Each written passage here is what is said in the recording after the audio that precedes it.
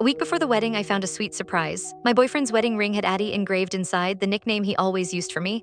I felt touched and excited, looking forward to our life together, but before I could fully enjoy the moment, he called. He was drunk from his bachelor party and needed me to pick him up. When I got to the venue, my heart dropped. There he was, holding another woman's hand, looking at her with a soft, loving expression. My heart raced when I heard him call her Addie.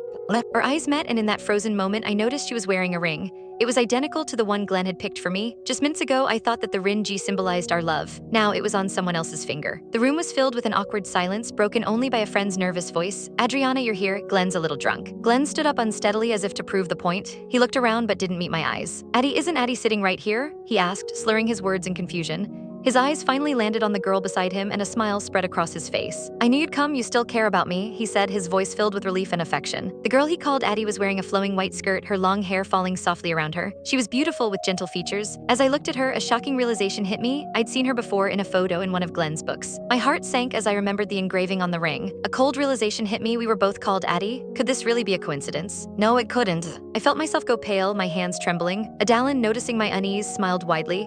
With a hint of sarcasm, she slipped the ring off her finger and handed it to me. "Glenn was drunk. He didn't mean to give me the ring," she said, her voice full of mockery. "Don't take it too seriously. He always acts childish when he's drunk." Her tone was sharp, but I took the ring, clutching it tightly. Finally, Glenn looked at me and started walking over, his eagerness giving me a small glimmer of hope. Maybe, just maybe, he was about to explain everything. To my shock, Glenn's eyes became fierce, like an animal guarding its food. He shouted angrily, "That's the ring I gave to Addie, not you. Give it back to her." A friend stepped in, trying to ease the tension with a forced smile. "Glenn hasn't seen Adalyn in a while. He's drunk and not thinking straight. Don't let it get to you, Addie." But Glenn's grip tightened painfully around my hand as he tried to snatch the ring from me. I could feel his fingers digging into my skin. I stared into his dark, intense eyes, but the dim lighting made it hard to see what he was thinking. His face looked so unfamiliar, and it was difficult to believe that this angry man was the same person who had once loved me so deeply. Refusing to give up the ring, I watched in shock as Glenn stubbornly pried my fingers open, one by one, even as it felt like my skin might tear. Friends tried to intervene, but Glenn shoved them aside. In the end, he managed to pull the ring from my hand. He stumbled toward Adalyn, holding the ring up, and sank to one knee with a devotion that almost seemed sacred.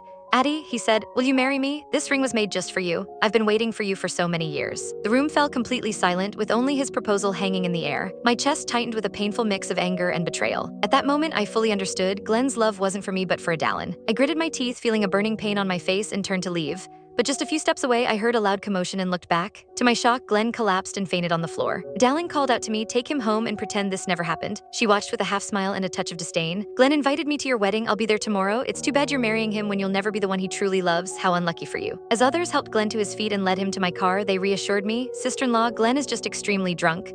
You're getting married next week. Don't let this incident cause any trouble." I was briefly distracted, and before I knew it, Glenn was in my car. Adalyn's smirk stayed in my mind as I drove away, her cruel words echoing clearly.